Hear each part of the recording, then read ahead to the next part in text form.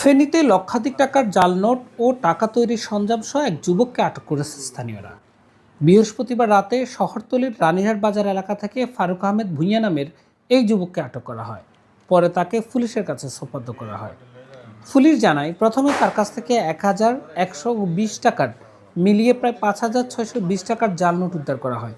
পরে দাগনভূঞার রাজাপুর ইউনিয়নের ভাড়া বাসায় অভিযান চালিয়ে আরও ১,২৫,০০০ টাকার বেশি ছাপানো ও আংশিক ছাপানো জাল নোট উদ্ধার করে পুলিশ।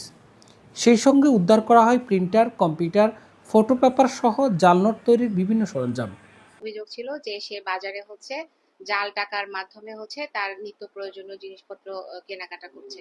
তো জনগণের এটা দেখে সন্দেহ হওয়াতে তারা তাকে আটক করে আমাদেরকে সংবাদ দিলে আমরা সেখানে গিয়ে তাকে নিয়ে আসি আমাদের থানায়। পুলিশের জিজ্ঞাসাবাদে ফারুক জানায়, ইউটিউব ও বিভিন্ন ওয়েবসাইট থেকে জাল নোট তৈরির কৌশল শিখে কম্পিউটার দোকানের আড়ালে কাজ চালিয়ে আসছিল সে। আসন্ন ঈদকে সামনে রেখে বাজারে বিপুল পরিমাণ জাল নোট ছড়ার পরিকল্পনাও ছিল তার। পুলিশ জানিয়েছে, আটক ফারুকের বিরুদ্ধে বিশেষ ক্ষমতা আইনে মামলা করে তাকে জেল হাজতে পাঠানো হয়েছে। ঈদের বাজার ঘিরে জাল নোটের ঝুঁকি, সতর্কতা থাকার পরামর্শ দিয়েছে পুলিশ।